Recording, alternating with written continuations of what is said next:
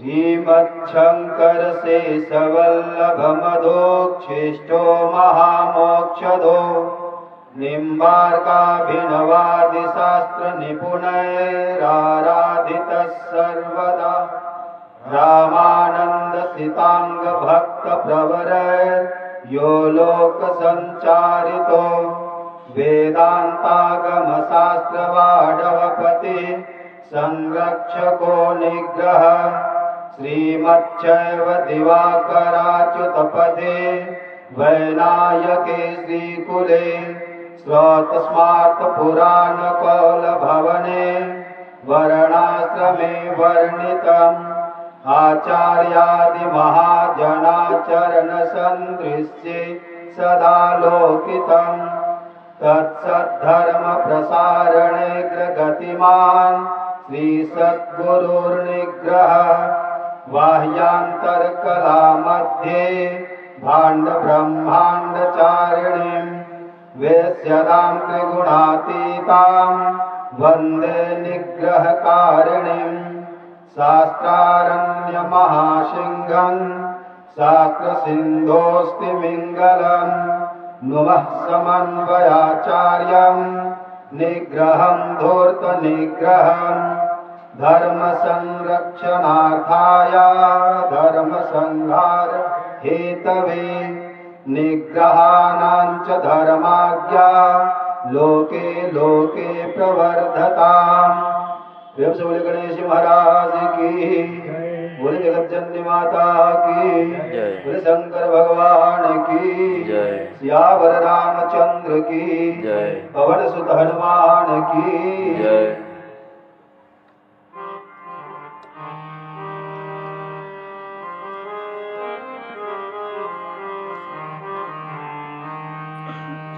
एहि हेरम्ब महेश पुत्र समस्त विघ्नौघ विनाशदक्ष मांगल्य पूजां प्रथम प्रधान गृहाण पूजां भगवन् नमस्ते। त्वं वैष्णवी शक्तिरनंत वीर्या विश्वस्य बीजं परमासि माया सम्मोहितं देवि समस्तमेतत्त्वं वै प्रसन्ना भुवि मुक्तिहेतु नीलाम्बुजश्यामलकोमलाङ्गं सीतासमारोपितवामभागं पाणौ महासायकचारुचापं नमामि रामं रघुवंशनाथम्। उल्लङ्घ्य सिन्धोः सलिलं सलीलं यशोकवह्निं जनकात्मजायाः आदाय तेनैव ददाह लङ्कां नमामि तं प्राञ्जलिराञ्जनेयम्। नृपालिमौले व्रजरत्नकान्ति सरेद्विराजझषकन्यकाभ्याम् नृपत्वदाभ्यां नतलोकपङ्क्ते नमो नमः श्रीगुरुपादुकाभ्याम्।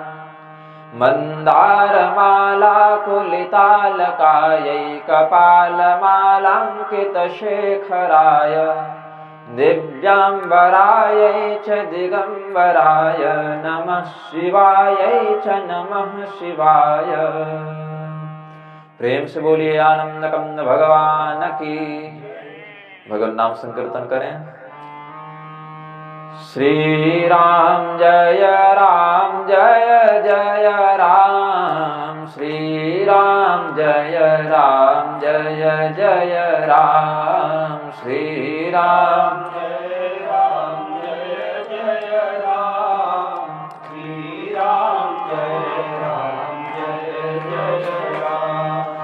श्री राम जय जय राम, श्री राम जय जय राम, श्री राम जय जय राम,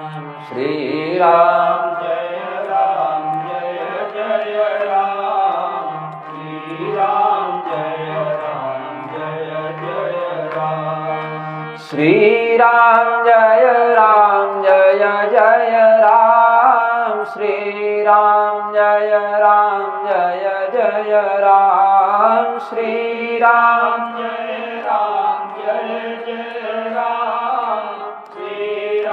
जय जय राम श्री राम जय जय राम श्री राम जय जय राम श्री राम जय जय राम श्री राम जय जय राम श्री राम जय जय राम श्री राम जय जय राम श्री राम जय जय राम श्री राम जय राम। प्रेम से बोले आनंद कंद भगवान की। पूर्व सत्र में हमने भगवान महादेव के द्वारा कामदेव को भस्मीभूत करने के प्रसंग का वर्णन किया। भगवती पार्वती की तपस्या से संतुष्ट होकर आकाशवाणी होती है कि तुम्हें यथाशीघ्र अपने मनोरथ की पूर्ति सन्निहित हो जाएगी, तुम्हें अपने मनोरथ का लाभ पूर्णता की ओर होता दिखाई पड़ेगा। भगवती पार्वती को सप्तर्षियों के कहने पर पर्वतराज हिमालय अपने महल में ले आए। विवाह के लिए उचित शुभ दिन का निर्णय कर लिया गया। भगवान महादेव का यद्यपि शास्त्रोक्त विवाह दिनांक वैशाख शुक्ल पंचमी के रूप में मिलता है, लेकिन परंपरा से लोक व्यवहार में लोग महाशिवरात्रि को भी मनाते हैं। भगवान श्री रामचंद्र जी ने जिस प्रकार से शाक्त कल्पों की श्रृंखला में विजयादशमी को रावण का वध किया, वैष्णव कल्पों की श्रृंखला में चैत्र कृष्ण चतुर्दशी को वध किया, तो कल्प भेद से दोनों ही मत ग्राह्य हो जाते हैं। किसी कल्प में कोई घटना घटित हुई, किसी कल्प में कुछ परिवर्तन के साथ वही घटना घटित होती है। भगवान महादेव का विवाह होने वाला है भगवती पार्वती के साथ। अब कुमार कार्तिकेय का जन्म होगा, तारकासुर का वध होगा। इस उल्लास से देवगण अत्यंत प्रमुदित होने लगे, भगवान शिव का श्रृंगार का उपक्रम करने लगे। अब भगवती पार्वती की ओर से जो लड़की पक्ष वाले हैं, कन्या पक्ष वाले हैं, उनमें तो कोई समस्या नहीं, क्योंकि जैसे सर्वत्र प्रचलन है वैसे ही विधि से वे श्रृंगार कर रहे हैं। जैसे बाकी कन्याओं का वैवाहिक श्रृंगार होता है वैसे ही। लेकिन शिवजी के साथ क्या समस्या है कि इनका व्यक्तित्व, इनकी वेशभूषा बाकियों से हटकर है, इसीलिए इनका श्रृंगार बाकियों के अनुसार नहीं किया जा सकता। इनके श्रृंगार में कुछ विशिष्टता होनी चाहिए। तो जब देवताओं ने, देवताओं की स्त्रियों ने, अप्सराओं ने, गंधर्वों ने भगवान शिव के श्रृंगार का विचार किया, तो कुछ भी ऐसा श्रृंगार समझ में नहीं आया जो शिव जी के लिए उपयुक्त प्रतीत हो। ऐसे ही छोड़ दिया कि भाई आपको विवाह करना है, आप अपने श्रृंगार का प्रबंध स्वयं कर लें। भगवान शिव ने कहा कि ये तो बढ़िया बात हो गई, मैं समाधि में लीन था, ब्रह्मचिंतन में लीन था, एक तो मुझे हठपूर्वक जगा दिया तुम लोगों ने, कहा कि विवाह करो। अब जब मैं विवाह के लिए प्रस्तुत हुआ हूं तो तुम कहते हो अपना श्रृंगार स्वयं कर लो। तुम्हारी वेशभूषा में क्या श्रृंगार करना, ये हमें समझ में नहीं आता। भगवान शिव ने कहा अच्छा फंसाया देवताओं ने हमें, समाधि से भी उठा दिया, विवाह के लिए कोई तैयारी भी नहीं कर रहे, अपने अपने विमानों को सजा रहे हैं, अपने अपने घर में जो भी परिकर गण हैं, स्त्रियां हैं, बच्चे हैं, उनका साज श्रृंगार कर रहे हैं, दूल्हा को कोई पूछ नहीं रहा। तो भगवान शिव ने कहा कि अब हमारे दल वालों को बुलाना पड़ेगा, हमारे सेवकों को बुलाना पड़ेगा। तो भगवान शिव ने अपने रुद्र गणों को बुलाया। रुद्र गण अत्यंत प्रमुदित भाव से भगवान शिव का श्रृंगार करने लगे। शिव हे शंभु गण करहि श्रृंगारा, शिव हे शंभु गण करहि श्रृंगारा, जटा मुकुट अहि मोरु संवारा, जटा मुकुट अहि मोरु संवारा, कुंडल कंकण पहिरे व्याला, कुंडल कंकण पहिरे व्याला, तन विभूति पटके हरि छाला, तन विभूति पटके हरि छाला। शशि ललाट सुंदर सिर गंगा, शशि ललाट सुंदर सिर गंगा। नयन तीन उपवीत भुजंगा, नयन तीन उपवीत भुजंगा। गरल कंठ उर नर शिर माला, गरल कंठ नर सिर माला। अशिव वेश शिव धाम कृपाला, शिव वेश शिव धाम कृपाला। कर त्रिशूल अरुड मरु विराजा, कर त्रिशूल चले बसह चढ़े बाजहि बाजा, चले भगवान शिव का अत्यंत अद्भुत अलौकिक अद्वितीय श्रृंगार रुद्रगणों ने किया। सबसे पहले कहा कि महाराज ये जो जटा बिखेर कर रखे हैं आप कामदेव को दहन करने के समय, भगवान शिव ने क्रोध मुद्रा में इधर उधर जब देखने लगे शीघ्रता से, तो इधर उधर देखने से जो मस्तक में कंपन उत्पन्न हुआ उससे जटाएं खुल गई। तो कहा पहले महाराज इसको समेटो, ये जटाएं बड़ी विशाल विशाल हैं, ये आपकी पहले इसको समेट कर माथे में सजा देते हैं तो बाकी शरीर में हमें श्रृंगार करने में सुविधा होगी। तो भगवान शिव ने कहा कि यदि जटा समेट कर ऊपर कर दोगे तो दूल्हे का मुकुट कहाँ जाएगा? बोले इसी को मुकुट मान लीजिए प्रभु, भरत से क्या मुकुट लाना। अब जटा हटाओ तो मुकुट लगे, तो मुकुट एक दिन पहनने के चक्कर में आपकी आदिकाल की जटा क्यों हटाएं, इसी को हम मुकुट बना देते हैं। एक दिन के चक्कर में क्या जटा हटानी। तो भगवान ने कहा चलो ठीक, तो उसी को विचित्र विचित्र शोभायमान आकृतियों से युक्त करके जटा का ही मुकुट बना दिया रुद्रगणों ने। फिर कहा कि महाराज अब कुंडल कंगन इत्यादि पहनना है। बोले यहाँ कैलाश में तो कुछ उपलब्ध है नहीं, जो मिले उसी से श्रृंगार कर दो। तो जो सर्प बिच्छू इत्यादि कुंडल कंगन इत्यादि की आकृति को धारण कर सकते थे उन्हीं का आश्रय लेते हुए सर्प बिच्छू इत्यादि के माध्यम से भगवान के आभूषणों के स्थान पर उन्हीं को नियुक्त कर दिया गया। बोले बाबा वस्त्र पहन लेते। बाबा बोले वस्त्र पहनने के लिए वस्त्र होना चाहिए, वस्त्र तो है नहीं अपने पास, क्या करें। बोले कि वो मृगचर्म है आपका। मृगचर्म तो है, ठीक है, व्याघ्र चर्म, मृगचर्म, गज चर्म, ये सब भगवान शिव धारण करते हैं। गजासुर को मारा तो गज चर्म और मृगचर्म और व्याघ्र चर्म ये सब धारण करते हैं। बाघंबर को क्या करें? बोले इसको लपेट लीजिए, तौलिया लपेटते हैं उतना भी चलेगा काम, लपेट कर एक सर्प से उसको बांध दिया। बोले कि यहीं पर स्थित रहना, तुम हिले तो पूरी दुनिया में समस्या हो जाएगी, दूल्हा बिना वस्त्र के ही निकल पड़ा विवाह के लिए। तो इसीलिए तुम्हारा जो कर्तव्य है बहुत महत्वपूर्ण है भाई, दुनिया इधर से उधर हो जाए, तुम इधर उधर मत होना। उसने कहा कि ठीक है, विचार करते हैं, प्रयास करते हैं, जहां तक होगा रहेंगे, सहयोग करेंगे, जो बन पाएगा करेंगे।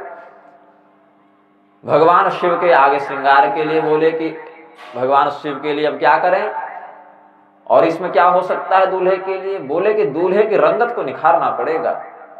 दूल्हा पहले से कर्पूर गौरव है, कर्पूर के समान गौर वर्ण का पहले से दूल्हा, उसको कितना गोरा बनाओगे। बोले ये तो सामान्य अवस्था है ना, इसमें विशिष्टावस्था क्या है। बोले इसमें चिता के भस्म का लेप कर देते हैं तो यह शरीर भगवान का जो अभी कर्पूर गौर है वह और भी विशिष्ट रजो भस्म से युक्त होकर, चिता रज से युक्त होकर और भी अधिक विकसित हो जाएगा, प्रफुल्लित हो जाएगा, गौर वर्ण का हो जाएगा। लेकिन गले पर मत लगाना, गले में कालकूट का वास है, उसकी जो नीलिमा है, उसमें जो नीलापन है, नीलकंठ भगवान का वह सौंदर्य अलग से पता चलना चाहिए। तो पूरे शरीर में चिताभस्म लगाना, किंतु कंठ को छोड़ देना, वह नीलापन जो है वह दिखना चाहिए ताकि भगवान की और विशिष्ट शोभा प्रतीत हो। बोले अब सब कुछ तो श्रृंगार हो गया, माला भी एक पहना देते अच्छा रहता। माला क्या पहनाए, इनको क्या पहनाए, कुछ ऐसा उपक्रम करें जो अद्वितीय हो, भगवान शिव की वेशभूषा के साथ जो संगत बैठ जाए। सब मैचिंग लगाते हैं ना, विवाह में जाने के समय लड़का हो या लड़की हो मैचिंग श्रृंगार करते हैं। बोले जब चिता की भस्म का इन्होंने अंगराग लगाया है तो नरमुंडों की ही माला इनको धारण करवानी चाहिए, तब शोभा अद्भुत होगी। भगवान शिव को नरमुंड की माला पहना दी गई। उन्होंने अपने हाथ में डमरू, त्रिशूल इत्यादि धारण कर लिए और नंदीश्वर पर बैठकर बोले चलो। बोले महाराज अभी कैसे चले, बारात आई नहीं है, दूल्हा पहले जा रहा है। बोले अच्छा बारात की भी तो आवश्यकता पड़ती है, बारात की प्रतीक्षा करते हैं। बारात आई और चली भी गई, शिव जी वहीं बैठे रह गए। चली क्यों गई बारात? क्योंकि जब देवताओं ने देखा भगवान शिव ऐसे अद्भुत रौद्र सौंदर्य से युक्त हैं, स्वरूप रुद्र का रौद्र है, किंतु यह इनका सौंदर्य प्रदर्शित कर रहे हैं अपने रौद्र रूप से, तो भगवान विष्णु ने कहा बर अनुहारी बरातन भाई, बर अनुहारी बरातन भाई, हंसी करई हहु पर पुर जाई, हंसी करे हम पर पुर जाई।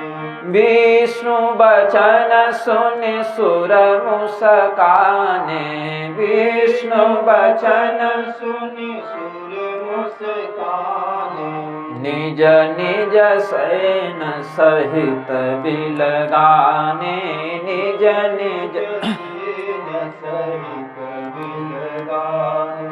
भगवान विष्णु ने कहा कि बारात तो अद्भुत है ही, दूल्हा और भी अद्भुत है, किंतु हमारी बारात के अनुरूप दूल्हा नहीं है और दूल्हे के अनुरूप हमारी बारात नहीं है। इसीलिए जब हम हिमाचल राजा के यहाँ जाएंगे तो बड़ी हंसी होगी, दूसरे के शहर में जाना है, बहुत अद्भुत अपमान हो जाएगा, हमारा जगहसाई हो जाएगी कि इन लोगों का जो बाराती है और जो दूल्हा है उनके वेश में कोई तालमेल ही नहीं। तो ऐसा करो भाई, बाराती अलग ही अलग चलो, दूल्हा आना होगा, आएगा ही, विवाह उसी करना है, तो दूल्हा तो ऐसे भी जाने वाला है, तो हम उसके साथ जाकर क्यों उपहास के पात्र बने, हम लोग आगे आगे चलते हैं। शिव जी देखिए कि ये क्या बात होगी, नारायण आप आए तो अवश्य, लेकिन आपकी प्रतीक्षा में हम इतनी देर रुके रहे और आप आए और अकेले चले गए, हमें साथ में नहीं लिया। बोले महाराज बारात का प्रबंध भी आप ही कर लो। शिव जी बोले सारा प्रबंध हमसे ही करवा रहे हैं ये लोग, पहले का श्रृंगार आप ही कर लो, फिर कहा बारात भी आप ही कर लो। आप लोग क्या करने जा रहे हैं, केवल मिठाई खाने बारात की शादी में? बोले ठीक है, हमारे जितने रुद्रगण हैं जो संकोचवश छिपे हुए थे अभी तक कि इतनी सुंदर देवताओं की बारात में हम भूत प्रेत कहाँ पहुंच जाएं, बड़े बड़े देवता हैं वहां पर, हमें कौन पूछे, कोई घुसने दे कि नहीं दे अपने दल में। इस प्रकार से संकोच करते हुए जितने रुद्रगण थे, भूत प्रेत पिशाच इत्यादि, जो इधर उधर छिपे हुए थे, जिनके हृदय में ललक थी भगवान के बारात में जाने की, किंतु भयवश संकोचवश नहीं कह पा रहे थे, उन पर कृपा करते हुए भगवान शिव ने आदेश दिया नंदी को, भृंगी को कि सबको बुलाओ, हमारे जिस जिस रुद्रगण को बारात जाने की इच्छा है सबों का स्वागत है, सब आ जाओ। तो कौन सा ऐसा रुद्रगण होगा जो भगवान की बारात में न जाना चाहे? बोले महाराज हम भी चलेंगे, महाराज हम भी चलेंगे। और पल भर में संपूर्ण विश्व के जितने भूत प्रेत पिशाच ब्रह्म राक्षस बेताल चेटक यक्षिणी योगिनी जो भी थे, सब के सब भगवान रुद्र के इस आदेश को सुनकर वहां उपस्थित हो गए।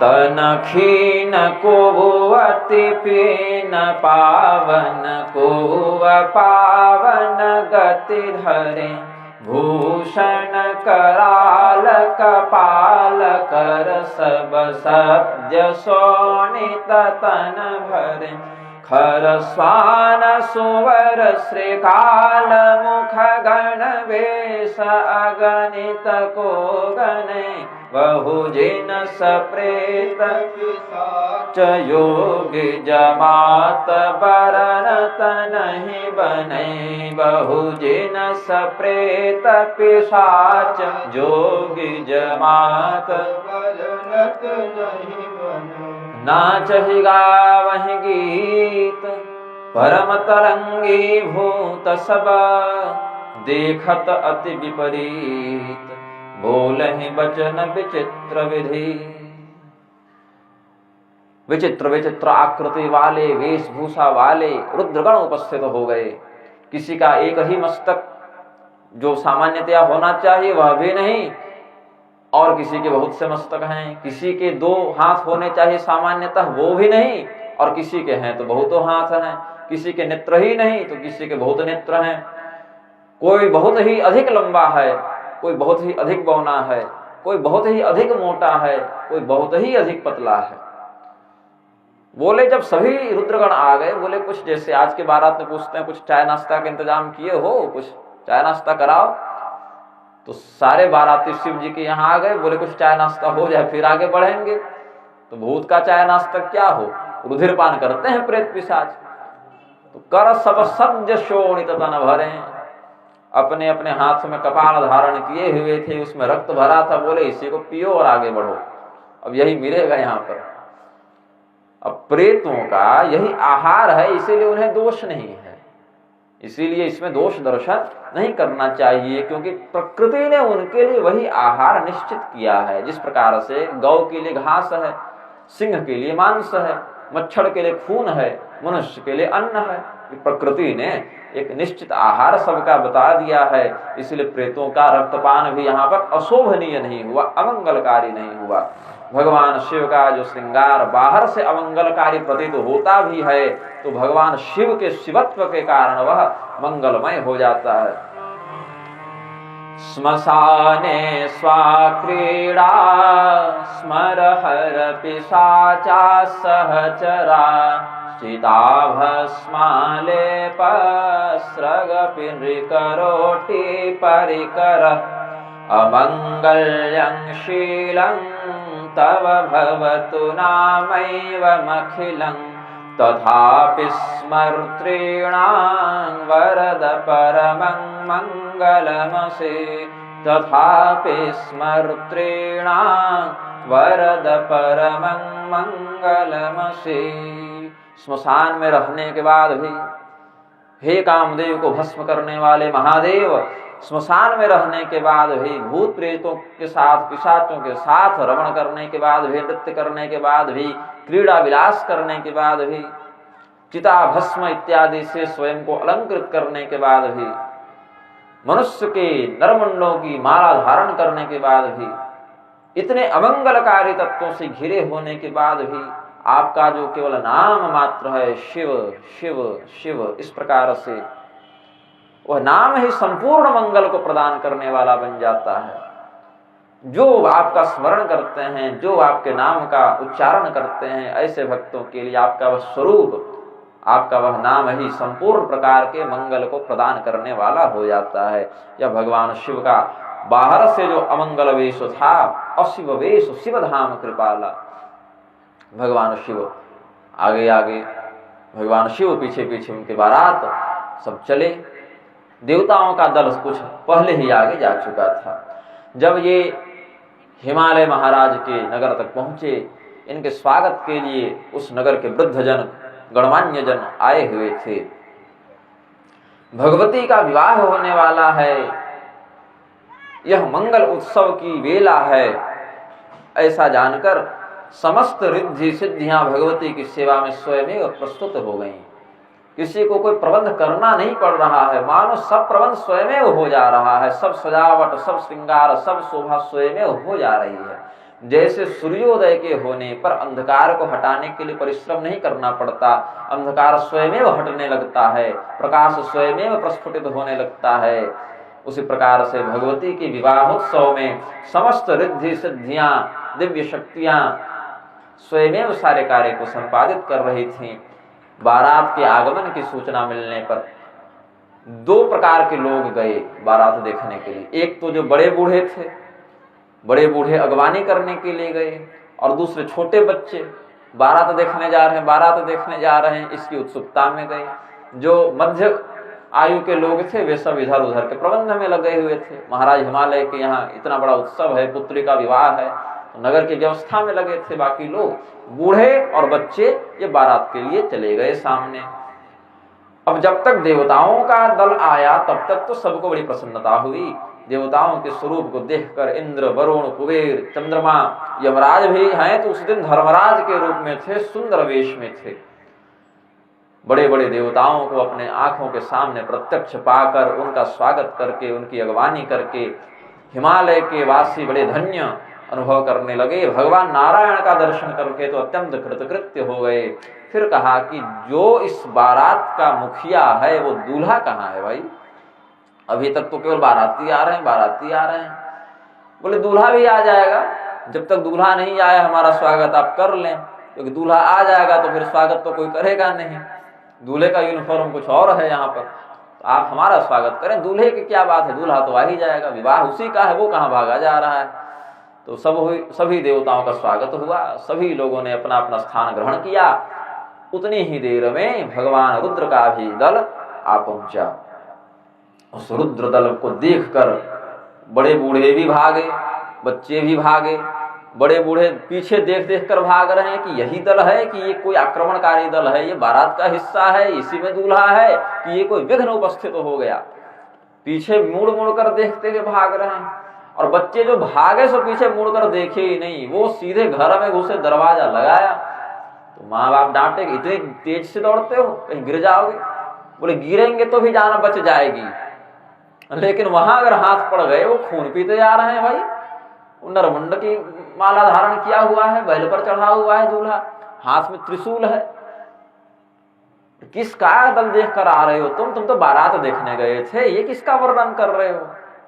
ये तो तुम लगता है किसी यमराज की सेना का वर्णन कर रहे हो, यमदूतों की सेना का वर्णन कर रहे हो। बोले वही है, बस नाम नहीं लिखा, लेकिन वही है, बस बैनर में लिखा है कि बाराती हैं, बाकी है वो यमराज की सेना। बोले क्या देखा तुमने? तो बालकों ने वर्णन किया। तन छार ब्याल कपाल भूषण नगन जटिल भयंकरा संग भूत प्रेत पिशाच जोगिन विकट मुख रजनी चरा जो जिय तरह बरात देखत पुण्य बढ़ते कर सही देखी सो उमा विवाह घर घर बात असिलर कन कही देखी सो उमा विवाह घर घर बात असलर कन कही।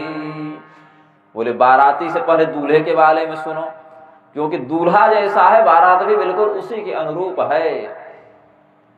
बोले दूल्हे का ही वर्णन करो पहले, ज्यादा उत्सुकता है भाई। पार्वती ने इतनी कठोर तपस्या करके उन्हें प्राप्त किया है, तो उनमें क्या विशिष्टता होगी, सबों को जिज्ञासा थी। क्योंकि देवर्षि नारद ने परिहस्त असरेख भविष्यवाणी कर चुके हैं कि जो अगुण अमान से युक्त हैं, माता पिता से विहीन हैं, उदासीन हैं, हर संशय से छीन हैं, ऐसे ही इसके पति होंगे, ऐसा पहले ही वर्णन कर चुके हैं देवर्षि नारद। और ये समस्त अवगुण यदि महादेव से विवाह हो जाए तो विशिष्ट गुण में परिवर्तित हो जाएंगे। तो सभी लोगों के मन में यह उत्कंठा थी। बोले पहले तो उसके शरीर में हमारी दृष्टि पड़ी तो हमने देखा केवल भस्म लगाए हुए, और भस्म भी कोई हवन की नहीं, यज्ञ की नहीं, अपितु चिता की भस्म लगाए हुए है।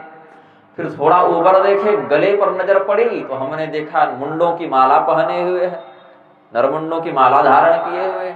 अब ऊपर की ओर देखा तो मुंडक माला देखी, तो थोड़ी नजर नीचे की तो देखे तो नंगे खड़ा है, इसने तो कुछ धारण ही नहीं कर रखा। जो मृगचर्म पहनाया था, व्याघ्र चर्म इत्यादि लपेटा था रुद्रगणों ने, और जिस सांप को जिम्मेदारी दी थी, ड्यूटी दी थी कि देखो तुम हिलना मत, तो भगवान विष्णु जब आए गरुड़ पर बैठ कर, तो गरुड़ जी ने इसको देखा, इसने गरुड़ जी को देखा, उसके बाद सीधे किनारे खसक लिया। बुरे आपन तेज समारोह आप, हम नहीं रहेंगे इसी बारात में। गरुड़ जी कहीं चाय नाश्ता के साथ हमको भी नूडल समझ के लिपट गए, तब होता है ना मैगी बनती है, तो हमारा क्या होगा, इनके बारात के चक्कर में हमारा श्राद्ध हो जाएगा। तो सर्पराज निकल गए थे। भगवान शिव को कोई मतलब नहीं, क्योंकि व्याघ्र चर्म, मृग चर्म, गज चर्म, इन चर्मत्रय को धारण करने वाले भगवान शिव वस्तुतः ऋग्वेद, यजुर्वेद, सामवेद आदि त्रय विद्या का ही वस्त्र धारण करते हैं, उनको बाहर से कोई मतलब नहीं। तो देह पर दृष्टि रखने वाला जीव है और तत्व पर दृष्टि रखने वाला शिव है। इसीलिए देहगत स्थिति से भगवान शिव को कोई अंतर नहीं था। बालकों ने आकर वर्णन किया, जब दूल्हे का हमने ऐसा स्वरूप देखा माता, तो बाहर इधर उधर जो अगल बगल थे उन पर नजर पड़ी तो देखते हैं भूत हैं, प्रेत हैं, पिशाच हैं, जोगिनी हैं, और कुछ तो राक्षस भी आ गए हैं जो शिव जी के भक्त थे। विकट मुख रजनी चरा, ये यद्यपि देवताओं की बारात होनी चाहिए, लेकिन भगवान शिव की तो आराधना राक्षसों ने भी की है। भगवान ने बोला चलो तुम्हें भी काट दिलवा देते हैं वहां से। देवताओं का वैवाहिक दल है, किंतु जो राक्षस शिव भक्त थे वे भी भगवान की बारात के लिए आ गए। शिव जी के लिए तो भक्त भक्त है, क्या देवता और क्या राक्षस, सबको ले गए। बोले हमने पूर्व काल में कोई बहुत बड़ा पुण्य किया था, जो इतनी विकट विकराल बारात को देखकर भी हम जीवित रह गए। अब हिम्मत नहीं कि आगे जाकर फिर देखें, और अगर बाहर निकल गए तो अब जीवित नहीं बचेंगे, अब इतनी क्षमता नहीं हमारे अंदर। पार्वती का विवाह देखना तो बहुत दूर की बात है। जो जीवित बचा पार्वती का विवाह देखा, समझो उसने बहुत बड़ा ही कोई पुण्य किया होगा, सामान्य स्थिति में तो संभव नहीं है। तो बोले अच्छा वो बारात है बाबू, वो कोई नरसंहार करने थोड़ी आ रहे, विवाह करने के लिए आ रहे हैं, चलो हम लोग साथ में चलते हैं। तो थोड़ा धैर्य धारण करके, हे प्रभु अपने भूत प्रेतों को थोड़ा कंट्रोल में रखिएगा, नियंत्रण में रखिएगा, हम आपका स्वागत करते हैं, आपके भक्त हैं, आपके शरणागत हैं। ऐसा कहते हुए भगवान की ओर बढ़े, तब तक दो चार भूत जय जय महादेव, हर हर महादेव, बम बम भोले, सब नारे लगाने लगे।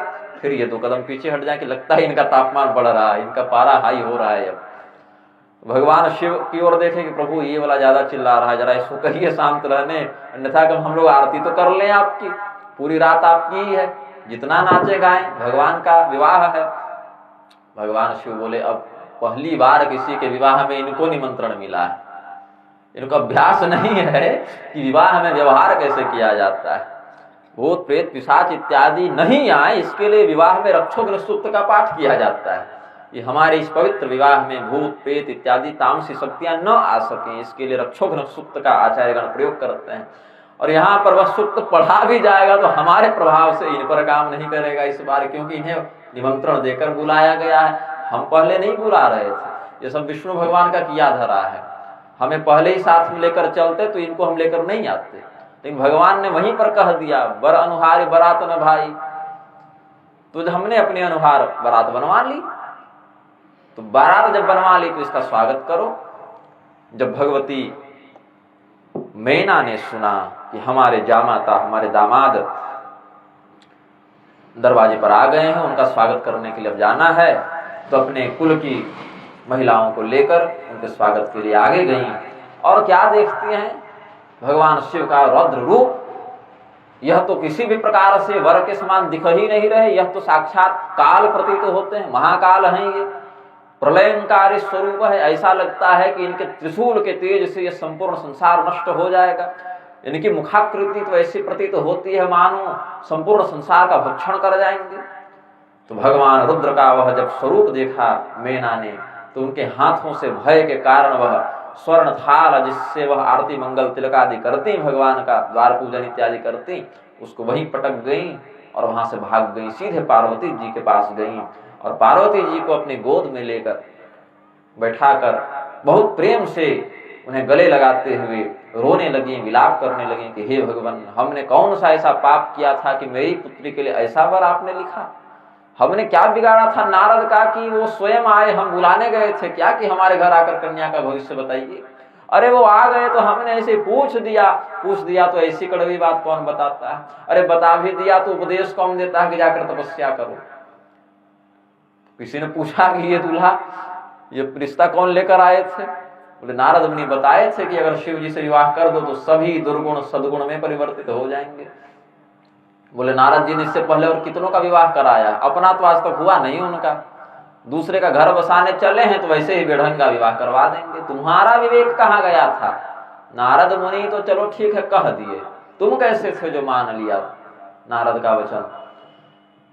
तो अन्य ग्रंथों के शिव पुराण आदि के आश्रय से कहते हैं मैना इतने अवसाद में चली गई, हिमालय को बुलाया, कहा महाराज यद्यपि पुत्री का वध करना बहुत बड़ा पाप है, अपनी पुत्री की हत्या करना बहुत बड़ा पाप है, लेकिन आज आप वह भी कर डालिए, कम से कम हमारी पुत्री का बाकी जीवन कष्टमय होने से तो बच जाएगा। और अपनी पुत्री का वध अपने हाथों से करने के बाद हम लोग क्यों जीवित रहेंगे? हम भी चलिए, आप तो स्वयं हिमालय हैं, आप ही पर चढ़ के कूद जाते हैं नीचे। हमारे जो भौतिक शरीर है उनका नाश हो जाए, हम समुद्र में कूद जाएं, पर्वत की चोटी से कूद जाएं, अपनी पुत्री को जहर दे दें, जितने भी पाप हैं हम सब करने के लिए तैयार हैं, लेकिन विवाह नहीं कर सकते, नरक भोग लेंगे हम, लेकिन अपनी पुत्री को जीते जी ऐसे कष्ट में नहीं जाने देंगे। देवर्षि नारद उस दिन वीणा भी नहीं बजा रहे थे, किनारे रखे हुए थे। कहीं गलती से हमने वीणा में नारायण तार छेड़ दिया, लोगों को पता चल गया कि मैं यहाँ हूं, तो आज नारायण भी हमारी ओर से कोई सहयोग नहीं करेंगे, क्योंकि माताएं हैं। फिर इधर माताओं के सामने भगवान कहेंगे आपन तेज समारोह आप है, जो तुमने विवाह निश्चित किया है उसका तुम प्रतिफल भोगो। तब इस प्रकार से किसी के समझाने पर जब मेना को संतोष नहीं हुआ, भगवान नारायण स्वयं उपस्थित थे। बोले आप चाहती क्या है? शिव जी में क्या दोष है ये बताइए। शिव जी में दोष? अरे आप गुण बता दीजिए महाराज, मैं अभी विवाह करने के लिए तैयार हूं। आप कहते हैं शिव जी में क्या दोष है जो आप इनसे अपनी पुत्री का विवाह नहीं करना चाहते? मुझे तो केवल दोष ही दोष दिख रहे हैं। एक कोई भी सामान्य व्यक्ति अपनी पुत्री का विवाह करने के लिए अपने होने वाले दामाद में क्या क्या बातें देखता है बताइए। बोले सबसे पहले तो देखता है कुल कैसा है। बोले बताइए इनका कुल कैसा है। बोले अकुलम तो महेश्वर, महेश्वर तो अकुल है, इनका कोई कुल ही नहीं। बोले तब बताइए। पूछते हैं कितना पढ़ा लिखा है, पूछिए कितने पढ़े लिखे हैं ये। तो महाराज बोले कि हम तो कभी विद्यालय नहीं गए, कुछ नहीं पढ़े लिखे। क्यों पढ़े नहीं लिखे? क्योंकि आवश्यकता नहीं है ना। महादेव तो स्वयं ज्ञान स्वरूपी हैं, उनसे ही समस्त ज्ञान बाकियों ने प्राप्त किया, उनको कौन ज्ञान दे सकता है? महादेव को। तो ये रहस्य तो अंदर की बात है ना, बाहर से कह दिया हम तो भाई आज तक विद्यालय गए। बोले ये पढ़े लिखे भी नहीं है। कमाते धमाते क्या है जरा पूछ लो। लोग कहते हैं ना दामाद क्या कमाते धमाते हैं, क्या कमाते हैं? कुछ नहीं कमाते। अच्छा चलो ठीक है, कमाते नहीं है क्योंकि घर में इतना पड़ा हुआ है कि कमाने की आवश्यकता नहीं है। ये हो सकता है। पूछो तो घर में कितना पड़ा हुआ है। बोले घर क्या होता है? हाँ ये सही सवाल है इनका, घर में कितना पड़ा है कोई पूछे तो उसको उत्तर में बोलना चाहिए घर होता क्या है। बोले महाराज अब केवल एक बात बता दीजिए। चलिए आप पढ़े लिखे भी नहीं हैं, कुल खानदान भी पता नहीं है, आप में कोई धन संपत्ति का कौशल नहीं, वो सब नहीं, कपड़ा पहनने का तो होश होता है एक सामान्य व्यक्ति को। बोले उसकी हमें आवश्यकता नहीं, क्योंकि सबसे पहले हम ही थे। लज्जा का अनुभव वहां होता है जहां दो हों वहां पर। जब केवल मैं ही मैं हूं तो मैं किससे लज्जित हूं? मैं तो सर्वव्यापी हूं, महादेव सर्वत्र हैं, उनके अलावा कोई तत्व है ही नहीं, शिव के अलावा कोई तत्व है ही नहीं, सर्वत्र शिव तत्व हैं। और अलग अलग स्वरूपों में वही शिव तत्व अलग अलग उपाधि के माध्यम से अभिव्यक्त होते रहते हैं। तो मैं किससे लज्जित हूं? जहां पर दो हों वहां पर लज्जा संकोच भय की बात होती है, सर्वत्र तो मैं ही हूं। तो भगवान नारायण ने कहा कि अब दरवाजे से तो बारात लौटा कर ले नहीं जा सकते, कोई आप ही उपाय बता दें कि विवाह मंगलमय हो जाए। पार्वती जी ने भी समझाया कि माँ यही मेरा भाग्य है, नारद मुनि ने पहले ही बता दिया था, आप सब जानती थी। यही उपाय उन्होंने बताया था कि अन्य से विवाह हो तो दुर्गुण, और यही विवाह शिव जी से हो जाए तो वे सभी दुर्गुण भी सद्गुण बन जाएंगे। इसी के लिए तो हम तपस्या करने गए थे। अब जब यहाँ पर वह अवसर आया है तो आप इस प्रकार से अधीरता का प्रदर्शन नहीं करें। फिर वेद शिरा इत्यादि मुनियों ने, सप्तर्षियों ने आकर भगवान ने स्वयं मीना माता को समझाया। सियवे सुसती जो किन्हते ही अपराध शंकर परिहरि, हर विरह जाय बहुरी पितु के यज्ञ जोगान लजरी।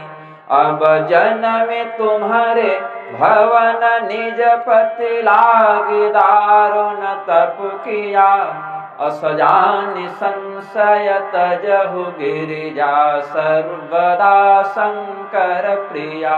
असजान संशय तजहु गिरिजा सर्वदा शंकर प्रिया। ऋषि महर्षियों ने, गुरुजनों ने, आचार्यों ने, देवताओं ने समझाया कि ये केवल आपकी पुत्री हैं, पार्वती हैं, हमारी बच्ची है, ये भाव मत रखिए। ये पूर्व काल में दक्ष प्रजापति के यहाँ सती के रूप में आई थी, उस समय भी इनका विवाह महादेव से ही हुआ था।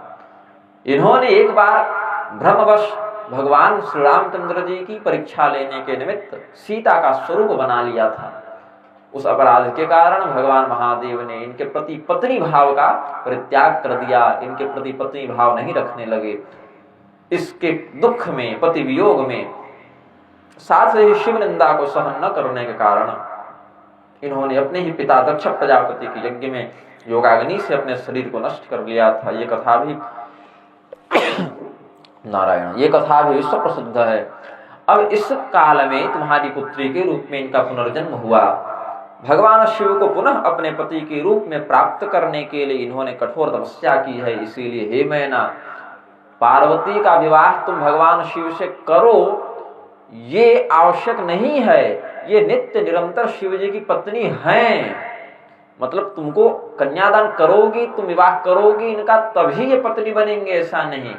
शिव और शक्ति शाश्वत रूप से दाम्पत्य भाव से युक्त हैं, एक दूसरे के प्रति अभिन्न हैं, अनन्य हैं। तुम्हें तो यह अवसर सौभाग्य मिल रहा है कि तुम भगवती का कन्यादान करो, भगवान शिव तुम्हारे जामाता बने। इस पर तुम्हारा कोई नियंत्रण नहीं है। ये शाश्वत दंपति हैं, अनादि दंपति हैं। बोले अच्छा ये रहस्य है, लेकिन फिर भी प्रभु एक निवेदन मैं करूं। हाँ हाँ बोलिए। थोड़ा वेश बढ़िया बनवा दीजिए, अगर तो मुझे अपने अंदर से थोड़ी प्रसन्नता होगी। भगवान ने कहा अच्छा किस देवता के समान वेश बनाऊं ये बता दो आप जैसा कहेंगे मैं वैसा श्रृंगार करूंगा, उनका श्रृंगार अब मैं करूंगा। भगवान बोले वाह। अब जब बारात वापस लौटाने की बात हो गई, देवताओं को लगा अब खाना पीना कुछ मिलेगा नहीं, यहाँ चलो यहाँ से, यहाँ तो बहुत मामला बिगड़ रहा है। तब सभी देवता कहे अब हम श्रृंगार करेंगे, हम श्रृंगार करेंगे। उससे पहले कह दिया अपन श्रृंगार भी आप ही कर लो। तो भगवान शिव बोले कि चलो ठीक है, किस देवता के समान आप मुझे देखना चाहती हैं? बोले कि यहाँ तो सबसे सुंदर भगवान विष्णु हैं, तो भगवान विष्णु के समान आपका श्रृंगार हो जाए तो आनंद आ जाए। भगवान बोले इनका श्रृंगार हम स्वयं करेंगे। शिव जी का श्रृंगार भगवान नारायण ने किया, और इतना दिव्य श्रृंगार किया, इतना दिव्य श्रृंगार किया कि भगवान नारायण की शोभा भी उस दिन भगवान शिव की अपेक्षा कुछ लघुतर लगने लगी। यद्यपि तत्वतः दोनों एक ही हैं, लेकिन विवाह शिव जी का है उस दिन, इसीलिए उनकी प्राधान्यता वहां पर हो जाती है। भगवान शिव का जो श्रृंगार देखा लोगों ने, बोले महाराज इसी में रहने में क्या समस्या है, ये तो आपका बहुत बढ़िया स्वरूप है, आप इतने गजब लगते हैं, पता नहीं था। इसी स्वरूप में आप क्यों नहीं रहते? बोले इसी स्वरूप में रहेंगे तो तुम लोग तो बाकी पहले से इसी स्वरूप में हो, फिर उनका क्या होगा जिनको कोई नहीं पूछता? भूत प्रेत पिशाच बेताल, इनके लिए भी तो किसी को शरणदाता होना चाहिए, अन्यथा इन लोगों को शरण कौन प्रदान करेगा? ये लोग किसके गण बनेंगे? इन लोगों का उद्धार कैसे होगा? जो अमंगलकारी तत्व हैं उनका भी कुछ न कुछ सदुपयोग होता रहे, उनको भी कहीं न कहीं स्थान मिले। इसीलिए मैं विरक्त भाव का आश्रय लेकर स्मशान में ही निवास करता हूँ, अशुभ तत्वों के मध्य ही रहता हूँ, ताकि मेरे शिवत्व से युक्त होने में उनमें कुछ शुभत्व का वास हो जाए। भगवान शिव का अत्यंत दिव्य स्वरूप देखकर मीना के हृदय में जो चिंता भय शोक आदि व्याप्त थे वह दूर हो गए। अत्यंत मंगलमय विवाह दोनों का संपादित हुआ। भगवान शिव को जब कन्यादान करने लगे, संकल्प आदि शाखोच्चार आदि के समय पूछा कि दूल्हे का नाम क्या है? दूल्हे का नाम है महादेव। अच्छा पिताजी का नाम बताइए। भगवान शिव बोले पहले बता दिए मातु पितु ही नाम, और पिताजी का नाम पूछ रहे हैं। बोले महाराज नियम है, बोलना पड़ता है, किसी का नाम तो बताना पड़ेगा। बोले कि अब इस स्वरूप में तमोगुण का अधिष्ठान लेने के लिए हमने रुद्र ने ब्रह्म क्रोध का आश्रय लिया था, तो यद्यपि मैं तो अजन्मा हूं, लेकिन ब्रह्मा जी के क्रोध का आश्रय लेकर हमने स्वयं को प्रकट किया, तो बाप के नाम पर ब्रह्मा जी का नाम डाल दो। इस विधान से वो नियम पूरा हो जाएगा। बोले ठीक है महाराज। तो महादेव के पिता हो गए ब्रह्मदेव। बोले ब्रह्मदेव के पिता? ब्रह्मदेव बोले मैं भी स्वयंभू के नाम से प्रसिद्ध हूं, अब ही पैदा हो गए थे हम भी, लेकिन फिर भी भगवान विष्णु के नाभि कमल से उत्पन्न हुए हैं, तो भगवान विष्णु का नाम मेरे पिता के स्थान पर डाला जा सकता है। भगवान विष्णु का नाम दादा में डाल दिया गया। बोले अब एक पीढ़ी और बता दीजिए परदादा तक, इतना तो कम से कम करना चाहिए, 3 पीढ़ी का व्याख्यान होना चाहिए कम से कम। भगवान विष्णु भी देखे, बोले हम कहां से हुए भाई, हम तो कहीं से नहीं, हम कहां से होंगे। भगवान विष्णु बोले ना, हम तो है किसी के न कमल से उत्पन्न हुए, न किसी के क्रोध से उत्पन्न हुए, हम तो हम हैं, नित्य हैं। तो वेद भगवान से पूछा गया कि वेद ही बताएं, वेद ही बताएं कि भगवान विष्णु के पिता कौन है। वेद बोले अच्छा फंसाया हमें भाई, हम तो नेति नेति कहते थे आज तक। उन्होंने ध्यान लगाया, वेदों ने कहा उमा शंकर योर योगस्य योगो विष्णु रुच्यते। भगवान विष्णु हैं कौन? जब भगवती उमा, भगवती पार्वती और भगवान महादेव, ये जो 2 दिख रहे हैं ना अलग अलग, इनको एक कर दो, एकाकार कर दो, तो वही संयुक्त स्वरूप नारायण कहलाता है। रुद्र हृदय उपनिषद का वचन है, उमा शंकर योगो यः स योगो विष्णु रुच्यते। तो भगवान महादेव ही नारायण के पिता हो गए, क्योंकि शिव और शक्ति का सम्मिलित स्वरूप ही विष्णु हैं। तो बोले ठीक है, तो दूल्हे हो राजा के रूप में हो गए भगवान महादेव, उनके पिता ब्रह्मदेव, उनके पिता नारायण और उनके पिता फिर महादेव। उमा शंकर योगस्य योगो विष्णु रुच्यते, रुद्र हृदय उपनिषद में कहा। और रुद्र के हृदय में, रुद्रस्य हृदय विष्णु, भगवान विष्णु रुद्र के हृदय में, और विष्णुश्च हृदय शिव, विष्णु के हृदय में भगवान महादेव का वास शास्त्र निश्चित करते हैं। फिर इस प्रकार से शास्त्रोक्त विधान के आधार पर भगवान महादेव का मंगल विवाह पूर्ण हुआ। यद्यपि भगवान महादेव पूर्ण काम है, उन्हें किसी वस्तु की आवश्यकता नहीं, फिर भी लोक व्यवहार के निमित्त अपनी पुत्री पार्वती को, अपने जामाता शिवजी को नानाविध उपहार से समर्चित किया राजा हिमालय, भगवती मेना ने।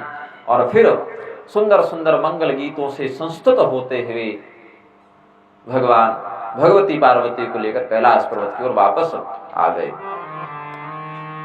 जगु जान सन्मुख जन्म कर्म प्रताप पुरुषारथ महा, तेहि हेतु मैं वृष केतु सुत कर चरित संक्षेप ही कहूं।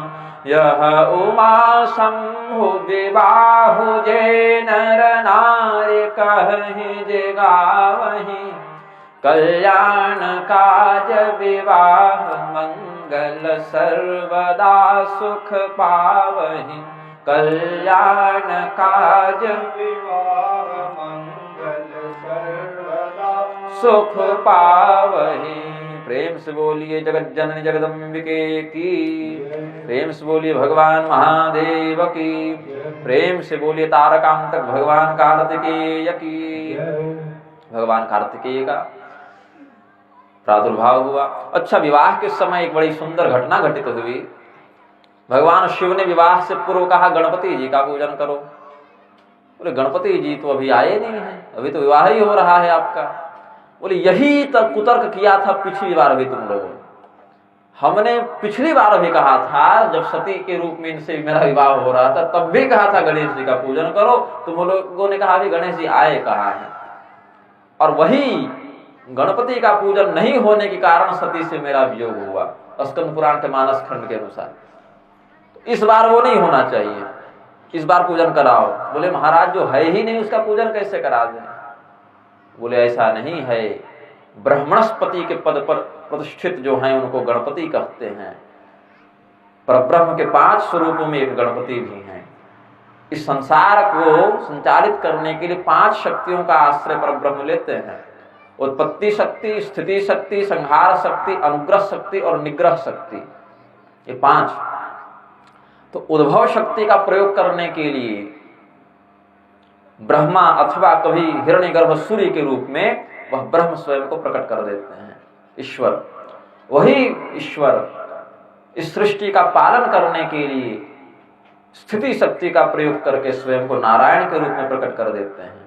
वही ईश्वर स्वयं को संहार रूपी क्रिया में प्रवृत्त करने के लिए शिव का, रुद्र का स्वरूप धारण कर लेते हैं। वही ईश्वर इस संसार पर कृपा करके उनके कार्यों को संपादित करने के लिए अनुग्रह शक्ति के माध्यम से गणपति के रूप में प्रकट होते हैं। और वही ईश्वर इस संसार में जो दुर्जन हैं, दुष्ट जन हैं, उन पर अनुशासन का अंकुश लगाने के लिए, उनको दंडित करने के लिए निग्रह शक्ति के माध्यम से दुर्गा का स्वरूप धारण करते हैं। तो गणपति, दुर्गा, सूर्य, नारायण एवं महादेव, इनमें तत्वतः कोई भेद नहीं देखना चाहिए। इनमें एक की भी व्यक्ति निष्ठापूर्वक आराधना करे तो सबकी आराधना हो जाती है, एक की भी निंदा कोई व्यक्ति करे तो सबकी निंदा हो जाती है, ऐसा समझना चाहिए। जिस प्रकार से एक ही व्यक्ति 5 कर्मों को करने के समय 5 उपाधि स्वरूप से युक्त हो जाता है, उसी प्रकार एक ही परम ब्रह्म उत्पत्ति, स्थिति, संहार, अनुग्रह और निग्रह, ये 5 कर्मों को करने के लिए ब्रह्मा अथवा सूर्य, नारायण, रुद्र, गणपति और दुर्गा के रूप में प्रकट होता है। इसमें निग्रह शक्ति प्रधान जो भगवती हैं, उन्हीं के संविधान में हमारा निग्रह संप्रदाय आता है, जिसके हम संप्रदायाचार्य हैं, निग्रहाचार्य हैं।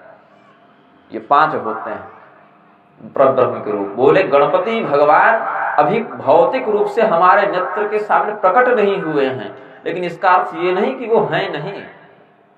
जैसे इस गांव में बहुत से लोग हैं जो यहाँ उपस्थित अभी नहीं हैं, तो उपस्थित नहीं है इसका अर्थ ये नहीं कि उनका अस्तित्व ही नहीं है, अपितु उनका अस्तित्व यहाँ से परोक्ष रूप में है। उसी प्रकार से वेदोक्त स्थिति में अपने परब्रह्म स्वरूप में गणपति अभी प्रतिष्ठित है, समयानुसार वो प्रकट भी होंगे। और ये जो हाथी का स्वरूप लगा उनके मस्तक के ऊपर, हाथी का जो मस्तक लगा भगवान गणेश के मस्तक के स्थान पर, कोई भी घटना घटित इसीलिए होती है क्योंकि वेद भगवान उसका संकेत करते हैं। कौशिक रामायण का रहस्य बता रहा हूं। कोई भी घटना इस संसार में घटित हो रही है तो इसीलिए हो रही है क्योंकि पूर्व काल में वेद भगवान ने वह निर्देश दिया है। जैसे हम घर बनाने से पहले नक्शा बनाते हैं, उस नक्शे के आधार पर हम घर का निर्माण करते हैं, वैसे ही इस संसार रूपी रचना को करने से पहले वेद रूपी नक्शा बनाना पड़ता है। हालांकि बनाना भी सही शब्द नहीं है क्योंकि वो तो बना बनाया है, नित्य है, अपौरुषेय है, लेकिन वेद रूपी नक्शे के आधार पर सृष्टि का प्रवर्तन होता है। वेदों में जो वर्णित बातें हैं उन्हीं को चरितार्थ करने के लिए भगवान बार बार अवतार लेकर अलग अलग कृत्य करते हैं। वेदों में गंगा का नाम भागीरथी है, तो भागीरथी क्यों नाम है गंगा का? भगीरथ लाए इसीलिए भागीरथी नाम है। तो भगीरथ जी जब गंगा लाएंगे तब ना भागीरथी नाम पड़ेगा, तब ना वेदों में भागीरथी नाम लिखा जाएगा कि पहले ही लिख दिए। जब भगीरथ जी गंगा को लाएंगे तब तो भागीरथी नाम पड़ेगा, तब ना वेद में लिखा जाएगा। तो वेद तो कोई लिख नहीं सकता, वो तो अपौरुषेय है। तो कौशिक रामायण में विश्वामित्र जी ने कहा कि यहाँ पर व्यक्ति उल्टा सोचता है। व्यक्ति को क्या लगता है कि वेदों में भगवती गंगा का नाम भागीरथी इसीलिए है क्योंकि भगीरथ जी लेकर आए तो बाद में भागीरथी नाम रख दिया गया। ऐसा नहीं, वेदों में पहले से भागीरथी नाम है, इसीलिए भगीरथ ही उस नाम को चरितार्थ करने के लिए लाने में समर्थ हो सके, ये रहस्य है। वेदों में भगवती गंगा का नाम भागीरथी है, इसीलिए भगीरथ ही लाने में सफल हो सके। शत्रुघ्नो लवणांतकः, वो वेदों ने कहा शत्रुघ्न जी लवणासुर का वध करेंगे, इसीलिए शत्रुघ्न ही इसमें समर्थ हो सके। तो भगवान श्री रामचंद्र जी क्या समर्थ नहीं हो सकते थे? हो सकते थे, किंतु वेदों में वह निर्दिष्ट बात नहीं है। उसी प्रकार से वेदों में वर्णन है अथर्व शीर्षादि में, एकदंतं चतुर्हस्तं पाशमंकुशधारणं रदं च वरदं हस्तर्विभ्राणं मूषकध्वजं रक्तं लंबोदरं शूर्पकर्णकं रक्तवाससं रक्तगंधानुलिप्तांगं रक्तपुष्पैः सुपूजितं भक्तानुकंपिनं देवं जगत्कारणमच्युतं आविर्भूतं च सृष्ट्यादौ प्रकृतेः पुरुषात्परम् एवं ध्यायति यो नित्यं स योगी योगिनां वरः। नमो व्रातपतये नमो गणपतये नमः प्रमथपतये नमस्तेस्तु लंबोदराय एकदंताय विघ्न विनाशिने शिवसुताय श्रीवरदमूर्तये नमः। संपूर्ण अथर्व शीर्ष का तो ऐसे पाठ करना सार्वजनिक रूप से निषिद्ध होता है, लेकिन स्वरूप की व्याख्या के लिए हमने इतने अंश का प्रकाशन किया है क्योंकि उस अंश का स्वरूपतः प्रकाशन करना शास्त्र निर्दिष्ट दृष्टांत के आधार पर आवश्यक होता है। इसीलिए जितने अंश में उस दृष्टांत को समझाने के लिए वेदोक्त मंत्रों का या आख्यानों का आश्रय लेना पड़े, उसमें दोष नहीं है। ऐसे सार्वजनिक अनधिकारी के सामने संपूर्ण वेद मंत्रों का, उपनिषदों का, संहिताओं का, सूक्तों का पाठ निषिद्ध माना गया है। तो हमने ध्यान परक अंश को उद्धृत मात्र किया है। नमो व्रातपतये नमो गणपतये नमः। इस मंत्र के अंत में कहा शिव सुताय श्री वरद मूर्तये नमः। भगवान वरद मूर्ति गणपति शिव पुत्र हैं, शिव सुत हैं, ये वेदों ने वर्णित कर रखा है। इसीलिए शिव पुत्र के रूप में गणपति का अवतार हुआ। शिव जी के पुत्र बने इसीलिए वेदों में लिखा गया, ऐसा नहीं। वेदों में लिखा है इसीलिए शिव जी के पुत्र के रूप में वो आए। और ध्यान में क्या कहा? आविर्भूतं च सृष्ट्यादौ प्रकृतेः पुरुषात् परम। प्रकृति और पुरुष, जड़ और चेतन दोनों से परे गणपति हैं, जो सृष्टि के प्रारंभ में ही अपना स्वरूप प्रकट कर चुके थे। और भगवान महादेव का भगवती पार्वती से लोक दृष्टि में विवाह तो सृष्टि के बहुत बाद हुआ है, सृष्टि के प्रवर्तन के बहुत बाद हुआ है। क्योंकि भगवती और भगवान का विवाह जब हुआ, उससे पहले कामदेव भस्म हो चुके थे, उससे पहले तारकासुर का जन्म हो चुका था, उससे पहले दक्ष प्रजापति के यज्ञ का विध्वंस हो चुका था, बहुत कुछ हो चुका था। भगवान गणपति परब्रह्म रूप में आविर्भूतं सृष्ट्यादौ प्रकृतेः पुरुषात् परम। इसीलिए उनके उसे परब्रह्म स्वरूप का ध्यान करते हुए शिव पार्वती के विवाह में गणपति पूजन भी कराया गया। इसमें कोई लौकिक दृष्टि से संदेह नहीं करना चाहिए। इन शास्त्रीय रहस्यों को समझ कर ही धर्म शास्त्रों को पढ़ना चाहिए, उनके कथानकों का व्याख्यान करना चाहिए। समयानुसार देवसेना नायक षणमुख भगवान सुब्रह्मण्य का जन्म हुआ, जिनको हम कार्तिकेय भी कहते हैं। उनके दो नाम प्रसिद्ध हैं, सुब्रह्मण्य और स्कंद। कार्तिकेय नाम पड़ा जब कृत्तिकाओं ने उनको अपने पुत्र के रूप में स्वीकार किया है, तो कार्तिकेय नाम पड़ा। भगवान कार्तिकेय ने अपने दिव्य पराक्रम का प्रदर्शन करते हुए तारकासुर एवं महिषासुर, इन दो राक्षसों का वध किया है। ये दूसरा वाला महिषासुर है। एक महिषासुर को भगवती ने मारा है, दुर्गा देवी ने, जो प्रसिद्ध है, जो रंभ का पुत्र था। ये महिषासुर दूसरा है। भगवान कार्तिकेय के द्वारा इन दोनों के वध का विस्तार से वर्णन महाभारत में, स्कंद पुराण आदि में और कुछ मात्रा में विष्णु धर्मोत्तर पुराण आदि में भी संकेतित है। अब हम आगे की कथा की ओर बढ़ते हैं। भगवान शिव भगवती पार्वती के साथ कैलाश पर्वत पर विराजमान हैं। भगवती पार्वती अत्यंत संकोच के साथ एक दिन भगवान महादेव से प्रश्न करती हैं। संकोच इसीलिए क्योंकि पूर्व जन्म में भगवती सती के रूप में वे भगवान श्री रामचंद्र जी की परीक्षा लेने का दुराग्रह कर चुकी हैं। इसीलिए इस बार संकोच हो रहा है कि अगर दोबारा उसी विषय में कुछ प्रश्न करूंगी तो भगवान कहीं क्रुद्ध न हो जाएं।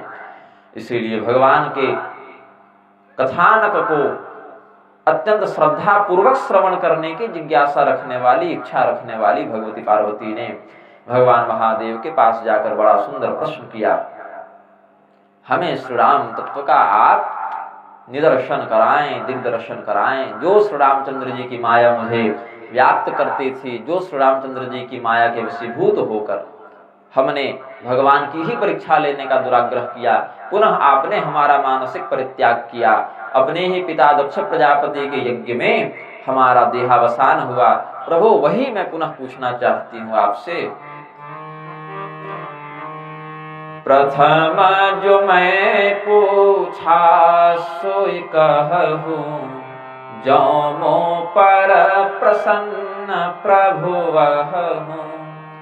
राम ब्रह्म चिन्मय अविनाशी, राम ब्रह्म चिन्मय अविनाशी। सर्वरहित सब उर पुरवासी, सर्वरहित सब उर पुरवासी। नाथ धरेवो नरतन के हेतु, नाथ धरेवो नरतन के हेतु।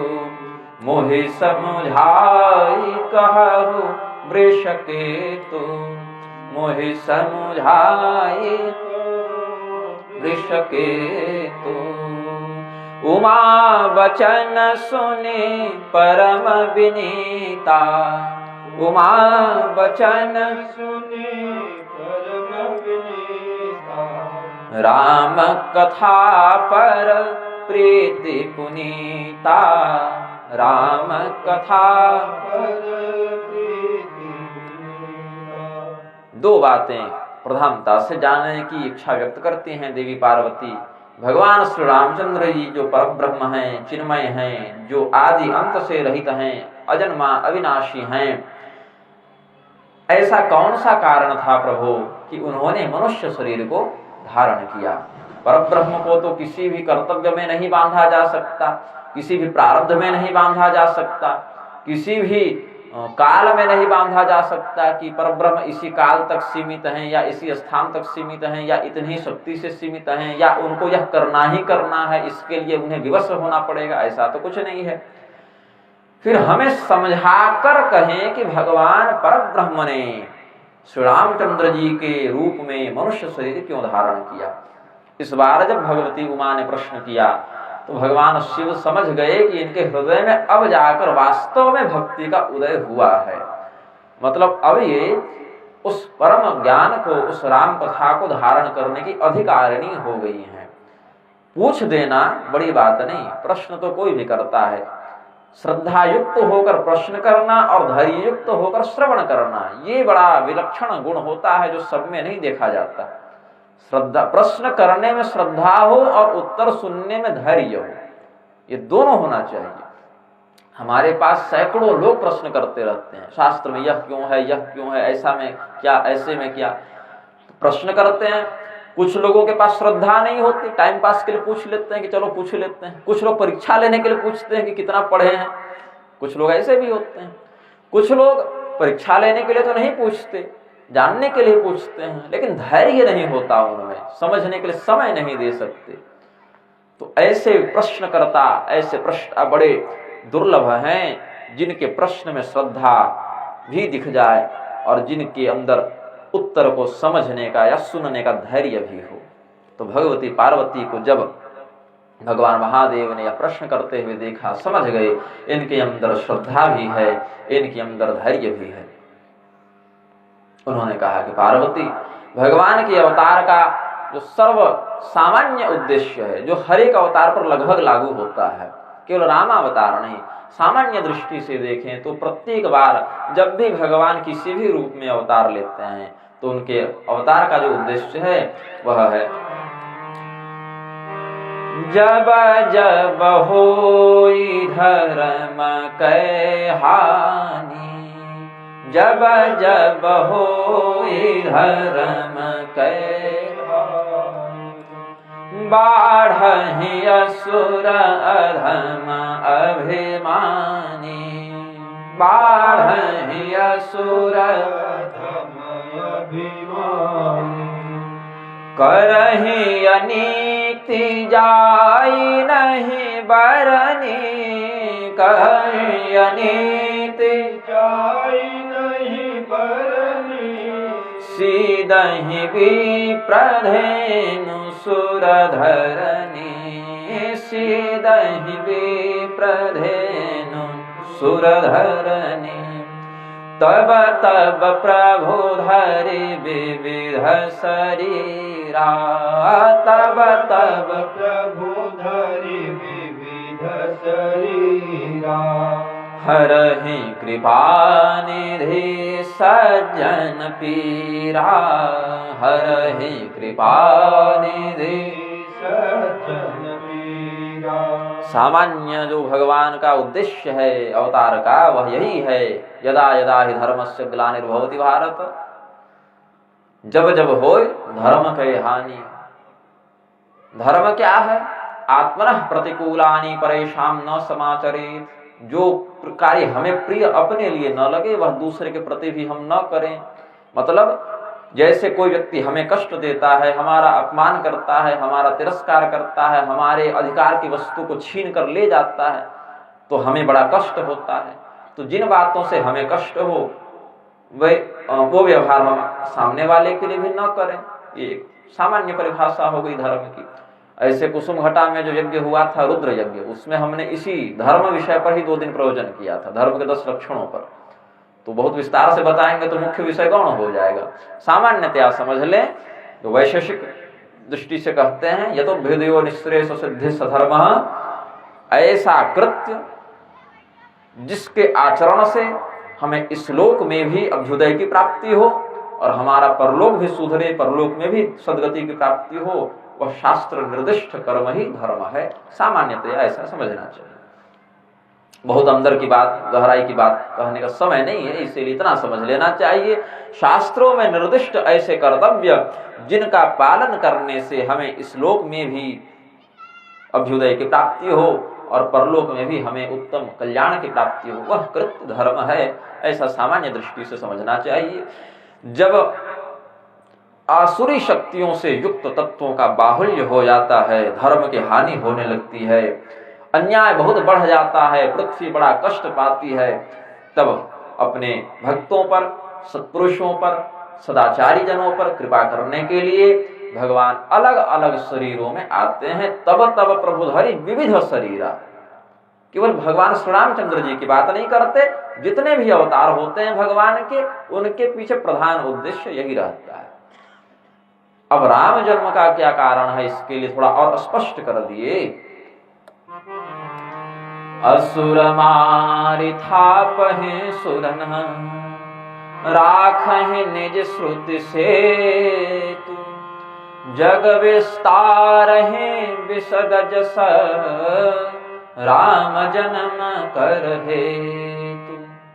असुर मारी, आसुरी संपदा वाले लोगों का नाश करके, थापहि सुरन, दैवी संपदा से युक्त जनों की स्थापना करके, राखहि निज श्रुति सेतु, वेद की जो मर्यादा है, वैदिक मार्ग है, वैदिक यात्रा है, उसका पुनः संस्थापन करने के लिए, उसकी पुनः प्रतिष्ठा करने के लिए, साथ ही इस संसार में अपनी पवित्र कीर्ति का विस्तार करने के लिए, ताकि लोग कहीं सुनहि जगावहि, कहीं सुने गान करें और अपने कल्याण को प्राप्त करें।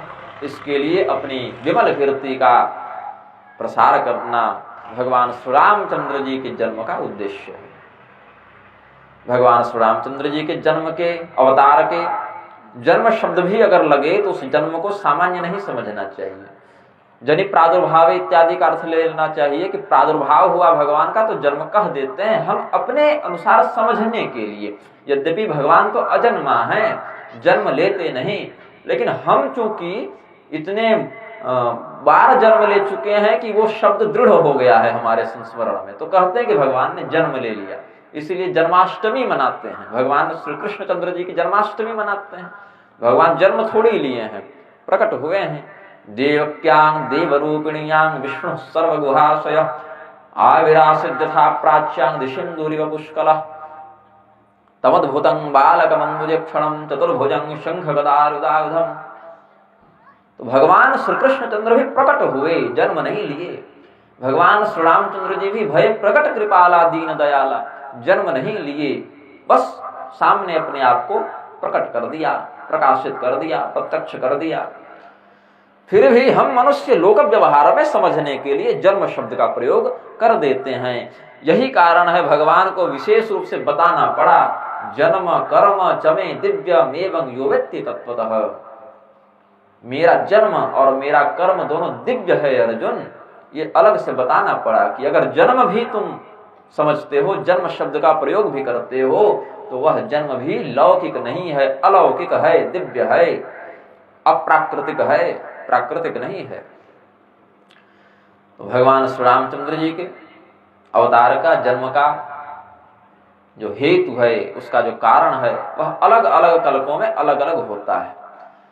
मतलब भगवान आते तो हैं, अपनी सारी लीलाएं लगभग उसी प्रारूप में करते भी हैं, एक कल्प में एक बार आते हैं, किंतु आने का जो कारण है वह कारण बदलता रहता है। मनु शत्रुपा की तपस्या का, कहीं कश्यप अदिति की तपस्या का वर्णन करते हैं। उनके तपस्या से प्रसन्न होकर भगवान ने उन्हें वरदान देने की इच्छा की, तो भगवान को ही पुत्र रूप में मांग लिया। तो किसी कल्प में दशरथ कौशल्या के रूप में वे आए, कभी मनु सदरूपा आ गए, कभी कश्यप अदिति आ गए, उनके पुत्र के रूप में भगवान ने अवतार ग्रहण किया। कार्तिक महात्म की कथा इत्यादि के अनुसार एक ब्राह्मण थे, उनकी 3 पत्नियां थीं, फिर उन्होंने दशरथ जी का पुनर्जन्म लिया, फिर वही 3 पत्नियां 3 रानियों के रूप में आई, जिनके पुत्र के रूप में भगवान का अवतार हुआ। यह सब स्कंद पुराण में भी वर्णित है। साथ ही भगवान श्री रामचंद्र जी का आगमन और भी कारणों से, भृगु मुनि के शाप से, वृंदा के शाप से, नारद मुनि के शाप से, प्रताप भानु वाला प्रकरण भी इसमें शास्त्र वर्णित करते हैं। प्रताप भानु, अरिमर्दन, एक तनु, कालकेतु इत्यादि का जो चरित्र है, जो बालकांड में ही गोस्वामी जी ने अन्य रामायणों के, रोमस अगस्त्य आदि रामायणों के आश्रय से वर्णन किया है। देवर्षि नारद के शाप का अप्रधानता से वर्णन करते हैं। जब भगवती पार्वती ने सुना कि देवर्षि नारद के शाप के कारण भी एक बार भगवान श्री रामचंद्र जी का अवतार हुआ है, तो बड़ी आश्चर्यचकित हो गई भगवती पार्वती। उन्होंने भगवान महादेव को कहा,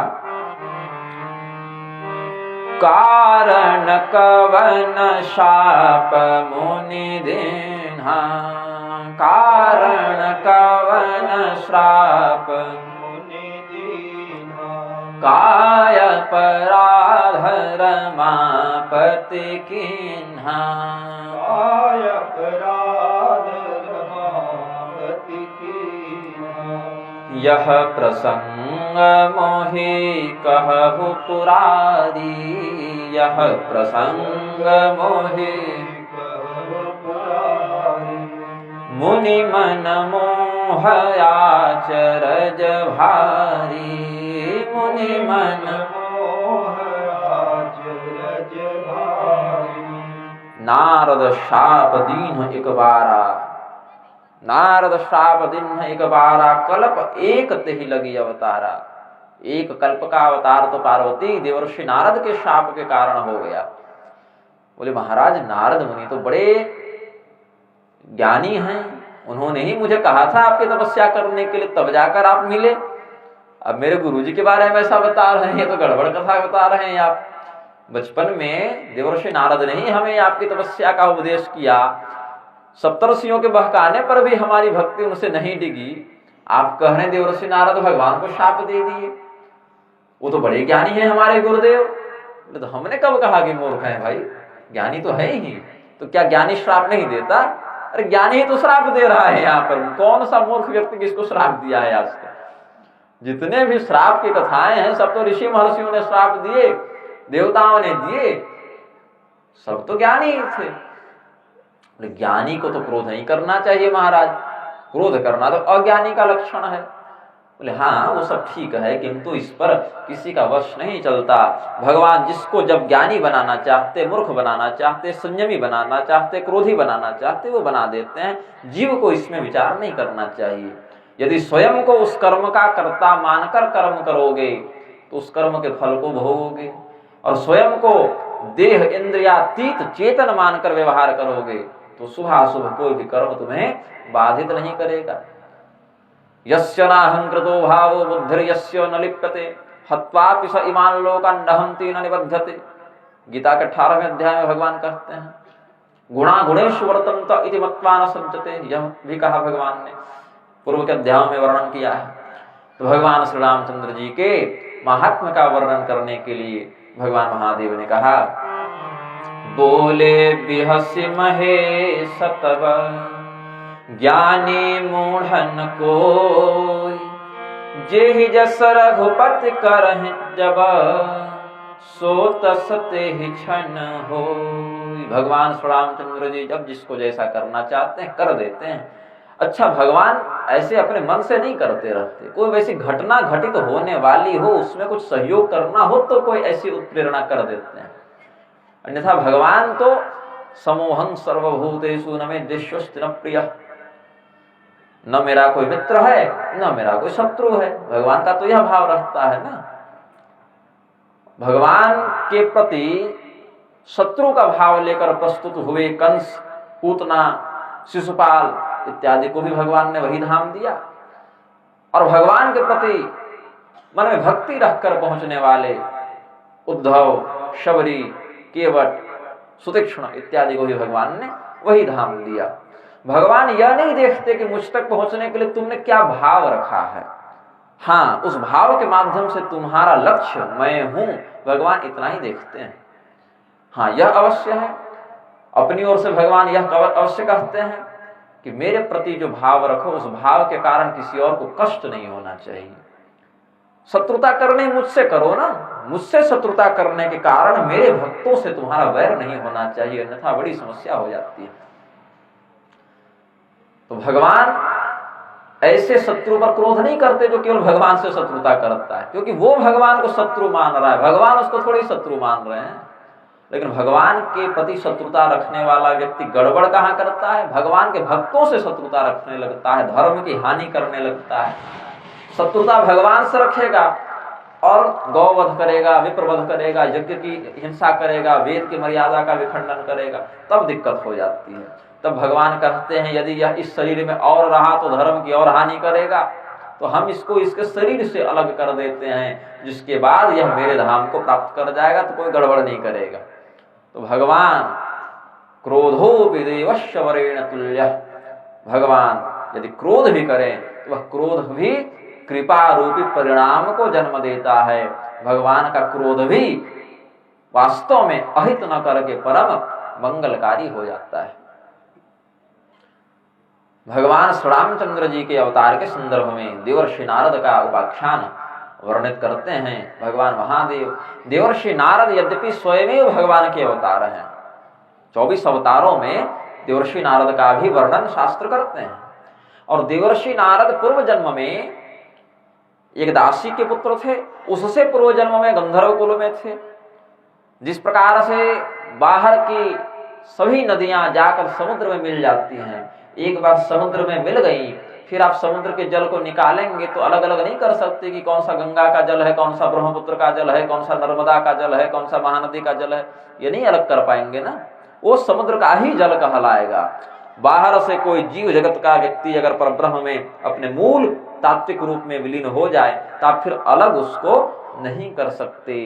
पूर्व जन्म में दासी के पुत्र रहने वाले, उससे पूर्व जन्म में नारद मुनि नरद के पुत्र थे, गंधर्व कुल में थे। अब भगवान में लीन होने के बाद पुनः उनके अवतार बनकर निश्रित हुए। तो देवर्षि नारद का मोह वर्णित करते हैं इस प्रसंग में, जिस पर विस्तार से हम कल चर्चा करेंगे क्योंकि सत्र का समय लगभग पूर्ण हो रहा है। देवर्षि नारद भगवान के ज्ञानावतार हैं, साक्षात ज्ञान के चलते फिरते विग्रह हैं।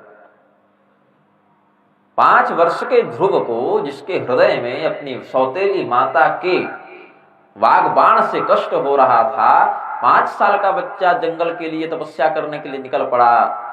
उस 5 साल के बच्चे को क्या पता था भगवान की प्राप्ति का मार्ग क्या है?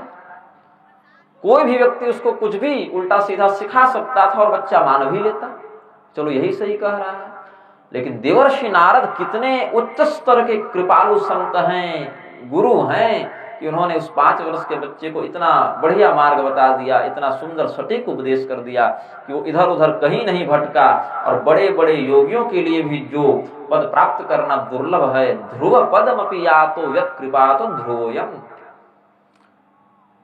वो ध्रुव पद प्रदान करवा दिया देवर्षि नारद ने।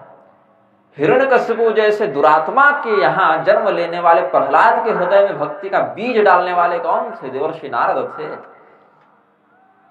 जब संपूर्ण धर्मशास्त्रों के सर्वज्ञ ज्ञाता भगवान वेदव्यास जी के चित्त में असंतोष हो गया, उस असंतोष का निवारण करने के लिए कौन आए? देवर्षि नारद आए। उन्होंने चतुश्लोकी भागवत का उपदेश किया। जब महर्षि वाल्मीकि को चिंता हो गई कि ब्रह्मदेव ने हमें आदेश तो दे दिया कि रामायण लिखो, अब रामायण लिखे कैसे, क्या लिखें? तो तपस्वाध्याय निरतं तपस्वी वाग्विदाम्बरं नारदं परिपप्रच्छ वाल्मीकि पुंगवम। देवर्षि नारद को प्रश्न किया, देवर्षि नारद से पूछा वाल्मीकि मुनि ने। फिर देवर्षि नारद के बताए गए कथा वृत्तांत के आधार पर मोटे तौर पर उन्होंने सूची के रूप में 100 श्लोकों में बता दिया। भगवान का चरित्र संक्षेप सूत्र रूप में बताते गए। वृत्तं कथय धीरस्य यथा ते नारदाच्छ्रुतम्। ब्रह्मदेव ने अनुमोदन किया कि जिस प्रकार से देवर्षि नारद ने तुम्हें उपदेश किया है, वैसे ही तुम इसी आधार पर आगे श्री रामचंद्र जी की कथा का लेखन करते रहो। वाल्मीकि जी को रामायण लिखनी हो तो कौन बताए? नारद मुनि। वेदव्यास जी को भागवत लिखनी है तो किसने उपदेश दिया? नारद मुनि। 5 वर्ष का बच्चा ध्रुव घर छोड़ के जंगल की ओर जा रहा है तो भगवान की प्राप्ति का मार्ग किसने दिखाया? नारद मुनि। हिरण्यकशिपु जैसे दुरात्मा के घर में प्रहलाद जैसे संत को तैयार करने वाले कौन गुरु थे? नारद मुनि। और तो और इतना तो ठीक है, देवर्षि नारद वह करुणा संपन्न संत हैं कि भगवान श्री रामचंद्र जी जिस समय भगवती सीता के वियोग में, भगवती सीता की खोज में जंगल जंगल भटक रहे थे, तो हम कलियुगी जीवों पर कृपा करके राम नाम को सर्वोच्च बताने का वरदान प्राप्त करके आ गए, भगवान से क्षमा मांगते हुए कि प्रभु राम नाम ही अंतिम रूप में सत्य के रूप में प्रचारित हो। राम नाम का अवलंब करके व्यक्ति अपने प्राण का परित्याग करे। यह नाम इतना यशस्वी हो, इतना प्रभावी हो, इतना प्रसिद्ध हो, अभिवादन में भी राम राम शब्द का प्रयोग लोग करते हैं। तो देवर्षि नारद ने राम नाम को जनव्यापी बना दिया। अगस्त संहिता में है कि बाकी नामों के लिए तो दीक्षा इत्यादि का विधान होता है, राम राम कहने के लिए, राम नाम जप करने के लिए कोई दीक्षा का भी विधान अनिवार्य नहीं है। ले तो अच्छी बात है, न ले तो भी कोई दिक्कत नहीं है। अन्य जो भगवान के, हालांकि नाम में तुलना नहीं करनी चाहिए, नाम तो भगवान का सभी कल्याणकारी है, लेकिन देवर्षि नारद ने मानस जी के ग्रंथ के वर्णन के अनुसार राम नाम को अपना परम इष्ट मंत्र मानते हुए, इष्ट नाम मानते हुए भगवान से वरदान के रूप में प्राप्त किया। भगवान ने कहा ठीक है, राम नाम के लिए भी किसी दीक्षा की आवश्यकता नहीं पड़ेगी, राम नाम पर सबका अधिकार होगा, इसके उच्चारण में सभी लोग अधिकृत हो जाएंगे। ये भगवान ने, नारद जी ने हम जीवों पर कृपा करने के लिए अनुग्रह करके भगवान से यह विशेष अनुमति प्राप्त करवा ली। भगवती पार्वती को भगवान शिव की तपस्या के लिए प्रेरित करने वाले भी देवर्षि नारद। तो भगवान के केवल ज्ञानावतार हैं देवर्षि नारद, इतने तक इनका प्रभाव सीमित नहीं है। जहां पर एक और सभी असुर देवताओं को, ऋषियों को, यज्ञ की मर्यादाओं को नष्ट करने का प्रयास करते रहते थे, कष्ट देते रहते थे, वहीं पर देवर्षि नारद के ऊपर कभी उन्होंने कुछ दुर्व्यवहार नहीं किया। शाम को जो राक्षस देवताओं को हरा के बंदी बना के आ रहा है, ऋषियों का रक्तपान करके आ रहा है, सुबह वही नारद जी का पैर धो रहा है। और बताइए देवर्षि कैसे पधारे? है ना, शास्त्रों में वर्णन है, जलंधर के यहाँ हो, रावण के यहाँ हो, हिरण्यकशिपु के यहाँ हो, कंस के यहाँ हो, कहीं भी देवर्षि नारद को आने जाने में कोई रोक टोक नहीं, कोई सुरक्षा सिक्योरिटी चेकिंग नहीं, कोई दिक्कत नहीं। ये उनके तपोबल का महात्म्य है कि बड़े बड़े राक्षस भी देवताओं से विरोध करके, ऋषियों से विरोध करके, यज्ञ को विध्वंस करके अपनी सत्ता स्थापित करने का प्रयास करते रहते थे। वहीं देवर्षि नारद परम निर्भय भाव से उन्हीं के बीच जाकर उन्हीं को सिखा पढ़ा कर आ जाते थे। कैसा मूर्ख है तुम, ऐसे कर रहे हो, अरे इसको ऐसे करो। और वो मानता था उनकी बात। करामात तो ये है कि वो मानता था उनकी बात। बाकी ऋषि की बात माने चाहे ना माने, जिसको नारद जी ने उपदेश दे दिया वो नारद जी की बात टाल नहीं सकता, वो करेगा। तो देवर्षि नारद का यह प्रताप है। सभी भक्तों के हृदय में वास करने वाली भक्ति भगवती जब कष्ट में थी, ज्ञान वैराग्य को क्षीण देखकर जब भक्ति भगवती को कष्ट हुआ, तो भक्ति के कष्ट को दूर करने के लिए देवर्षि नारद आए। सबों के कष्ट को भगवान की भक्ति दूर करती है, भक्ति के कष्ट को दूर करने वाले भगवान नारद क्या भक्त होंगे, इसका आप चिंतन कर लें। वो भगवान के परम भक्त देवर्षि नारद किस कारण से भगवान नारायण के प्रति क्रोध भाव रखने लगे, उन्होंने शाप दे दिया। ऐसा जब भगवती पार्वती ने प्रश्न किया, तब नारद विमोहन की लीला का भगवान ने, शिव जी ने उपदेश किया, जिस पर हम लोग कल चर्चा करेंगे। अभी के सत्र को यहाँ पूर्ण करते हैं। थोड़ा भगवान नाम संकीर्तन कर लें। श्री राम जय जय राम, श्री राम जय जय राम। राम जय राम जय जय राम श्री राम जय जय राम श्री राम जय जय राम श्री राम जय जय राम श्री राम जय